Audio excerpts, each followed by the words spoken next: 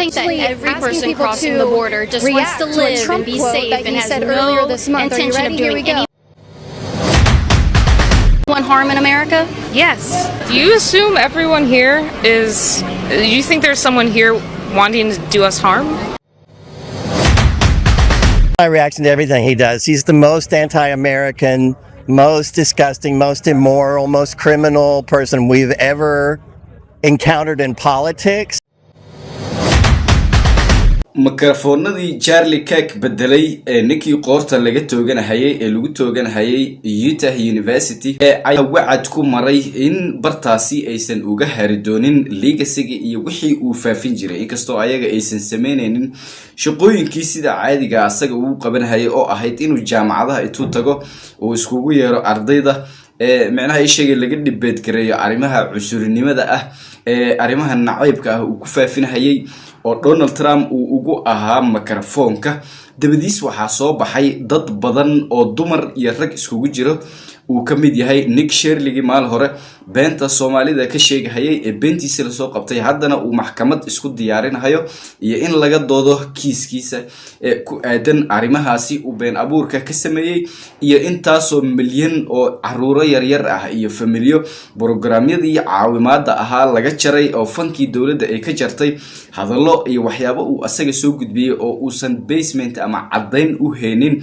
uu ku cadeeyo arimahaasi intii dabagal lagu sameeyay macnaha ay sheegay state-ka Minnesota ay arimahaasi intay dabagaleen ay soo ogaadeen inaysan waxba ka jirin marka qolooyinkii ayaa sii balaadhay oo waxay gaareen heer streetyada intay tagaan dadkii ay waraysiyo ka qaadaan ay weydiiyaan dawladda Donald Trump sida ay u arkaan macnaha dadka soo galootiga ah in laga cabsado waxay ka qabaan ayaga oo markaasi ku tuhmayay in lagu raacayo ay sheegay waxyaabihii dadka ay ku nacbayaan iyo naciibka ay faafinayeen in lagu raaco oo dad cadaan ah native ah ay u tagayaan qof kasto Afrikaan way ka wareegayaan sababtuna wax kale ma aha macnaha waxay rabaan rayska cadaanka ah in ay u muujiyaan oo maadaama population aysan helaynin u camiro arintaasi ayada ah oo kala shaqeeyo oo Afrikaan ah oo aad u badan ee aan ka ahayn kuwo ayaga u niikiyo oo u shaqeeyo oo lacaga ay soo siiyeen si macnaha ay Soomaalida u sumcad dilaan waxa loo jeedo focuska ugu weyn horeyna waa u soo sheegnay waa Soomaalida marka qolooyinkaas ayaa sidoo kale waxa la weydiinayaa sida ay u arkaan dadkan wadanka soo galahayo iyo soo galootiga iyo macnaha ay sheegeen inay riski yihiin in laga cabsado inay bahalo yihiin aan la soo dhaweysanin ee arimaha la weydiinayo sidoo kale waxa kamid ah gurigaada hadii America aysan ahaan lahayn qolooyinkan soo galootiga ah in America guriyaha la ballaqi lahaa oo dadkaba macnaha ay sheegay ay guryahooda seexan lahaayeen habeenkii guri la xiri lahayn ee macnaha ay sheegay safe ee sidaasi u ahaan lahayn laakiin arintaasi waxa ay kaga jawaabeen aan isla daawano. You think that every person crossing the border just wants to live and be safe and has no intention of doing anyone harm in America? Yes. Do you assume everyone here is... Do you think there's someone here wanting to do us harm? In this... indhahay cadeynaysa marka su'aasha la weydiinayo waxa weeye hadda ma kula tahay waxay dhahaysaa dadka soo galootiga ah ee khalkhalkana gelinayo ee argagixisada ah ma jeceshahay inay America soo galaan ama ay sii joogaan oo la dhibood kareen indhaha ay taagaysaa ayadoo oo wax jawaab aan helaynin marka su'aasha lagu soo celinayo waxa weeye macnaha do you think ma u maleysaa hadda dadkan aad aragto oo dhan ee soo galootiga ah wadankan shaqooyinka ka qabanayo ee macnaha investigate-garaanayo wadankii macnaha ay sheegay labor ama shaqaalanimadoodii ku soo kordhinayo iyo tamartoodii kaga shaqeynayo si wadanka ugu horumaro taxpayer kana ah ma kula tahay kulligood in anaga ay weerar nagu yihiin ee ina dili rabaan Right now. Well, they could. That's why I have this guy. So to make sure that no one does me harm. So I come prepared and protected. Do you think people who have a concealed carry license just think that everyone's out to get them? Possibly. Do you lock your doors at night? Yes. Do you lock your car?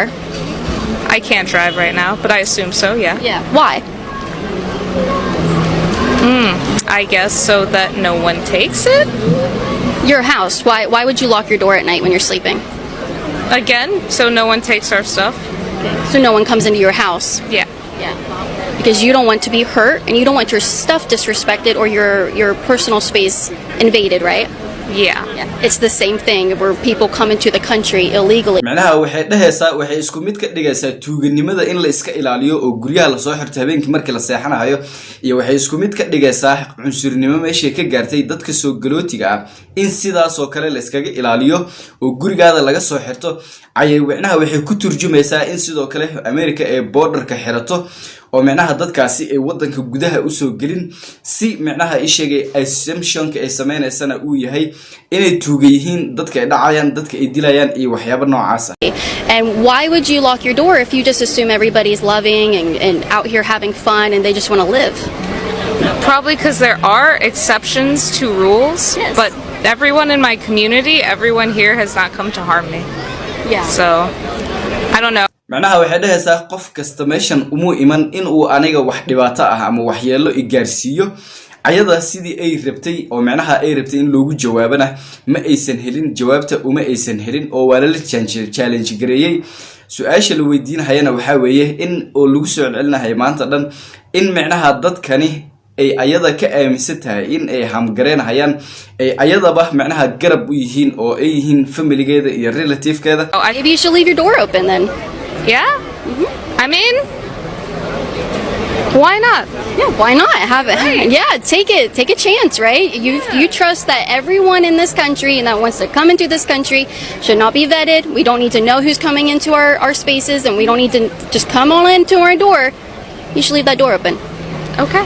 All right. All right. Update me on how that goes. Yeah. All right. waxay macnaha ku tashkiilinaysaa inay soo tijaabiso albaabada ballad macnaha gurigaada oo habeenkii seexo adiga oo albaabka hoosta ka soo xiran taas oo macnaha implication-ka ay bixinayso ah wadanka hadii borderka la furo ama xuduudaha la furo Mareykanka in dad noocaas ah oo tuuga ah oo alaabta dadka qaadanayo sida gurigaba ay ugu matashay in dadkaasina wadanka ay dhacayaan dadka ay dilahayaan iyo waxyaabo noocaas ah reality on the fact ma aha sidaas marka waxay ku challenge gareynaysaa inay sidaas samayso si bal ay ula kulanto iyo waxa ay la kulanto dabcan waxba lama kulmayso oo macnaha ay sheegay arintaasi isku scenario iyo isku macnaha ay sheegay ma aha isku tafsiir ma aha laakiin waxay isku tafsiir ooga dhigaysaa waxa weeye cunsurinimada iyo naciibka ka buuxo sidoo kale odaygan ayaa waxay ka wareysanaysaa Donald Trump iyo sida uu u arko administration-kiisa bal isagana muxuu ku jawaabayaa. We're actually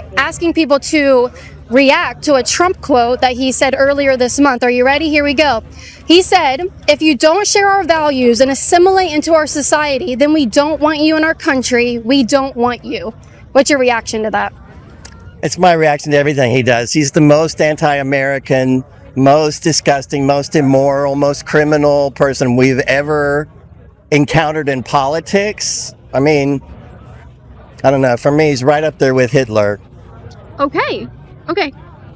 So I know you said he's most anti-American. This quote does seem to say macnaha waxay weydiinaysaa maxaad uga jawaabaysaa hadalkii Donald Trump ee ahaa dadka wadanka soo galahayo ama soo galay oo sharciyada qaatay oo aan diyaarka u ahayn in ay isbedelaan oo macnaha ay sheegay waxyaabihii iyo meelihii ay ka yimaadeen iyo dhaqankoodii iyo dadkii wixii ay ahaayeen personality-goodii iyo wixii ay ku soo dhaqbi jireen oo dhan inay bedelaan ay la assimilate gareeyaan dhaqanka Amerikaanka ah maxaad ka aaminsan tahay arintaas ayada ah in macnaha ay sheegay dadka sidoo kale ay diidan yihiin inay assimilate gareeyaan oo ay kala jeedo Soomaalida sida ognahay Soomaali badan ayaa diiday inay assimilate gareeyaan in macnaha ay sheegay assimilation hadii aan si qeexan u fasirno waxa weeye macnaha ay sheegay annaga noqo oo waxaadii oo dhan hidahaadii dhaqankaadii ka soo tag dadnimadaadii iyo jiritaankaadii ka soo tag macnaha American noqo oo dhaqankii America ku dhaqan ee ay sheegay hidahaadii iyo dhaqankaadii iyo dadnimadaadii iyo xitaa jiritaankaadiiba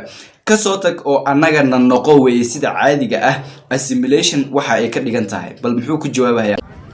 It's my reaction to everything he does. He's the most anti-American, most disgusting, most immoral, most criminal person we've ever encountered in politics. I mean, I don't know. For me, he's right up there with Hitler.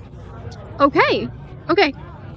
So I know you said he's wuxuu ku shaabadaynayaa Donald Trump in uu la mid yahayba Hitler oo macnaha dadka uu macnaha jujuubahayo dadka uu rabo inuu xoog ku qabsado adduunka uu xoog ku maamulo wax walba ay asaga hoos imaadaan ayuu ku tilmaamayaa sida Hitler babuwaagta ku soo akhrisateen uu sameyn jiray ayuu ku tilmaamayaa wuxuu ku sidoo kale ku sheegayaa inuu yahay qofka ugu micnaha anti-Americansan ama micnaha Americanimadiiba ka soo horjeedo micnaha federalismkii iyo wixii oo dhanba dictatorship u bedelay asaga la rabo micnaha wax walba oo adduunka meel kasta inuu ku duulo rabo sida ognahay Venezuela wuxuu ku sameeyay waa la socotaan haddana wuxuu u babaxsanayaa Cuba iyo Greenland waxa uu ka sameyn doono iyo inuu Greenland la wareegi doono sidaas la So I know you said he's most anti-American. This quote does seem to say if you don't assimilate into our American value system, our American society, then we don't want you here. Wouldn't that be pro-America?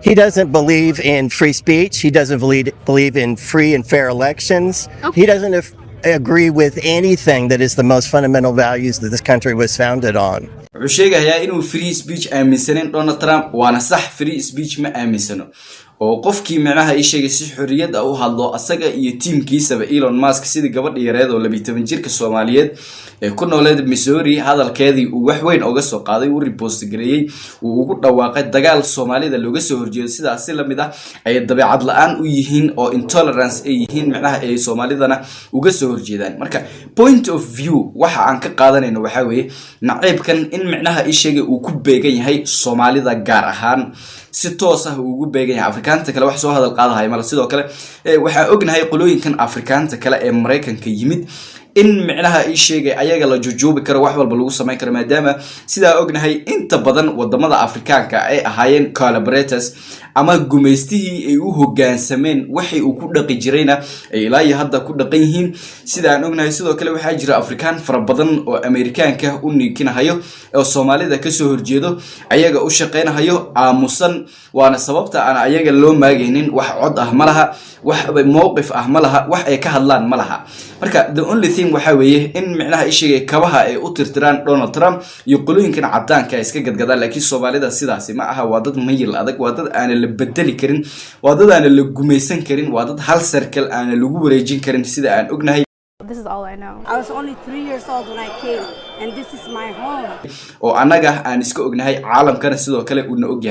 First things first, I'm actually so shocked that Trump is attacking us. I think Trump should be thanking us in multiple ways, and I'm going to explain. First things first, I think we are a good example of what the American dream can look like. qolooyinkan jabkooda si laba jubaar mahayo marba marka ka dambayso iyo waxyaabaha dadka ay la hortagayaan iyo sida looga falcelinayo in ay fashil ku soo dhamaanayaan hadii uu muuqaal ku soo gaaro wixii fikirkaada qaybta comment noo soo qoro like noo saar hadii aad nagu cusub channelka subscribe noo saar nagu soo bir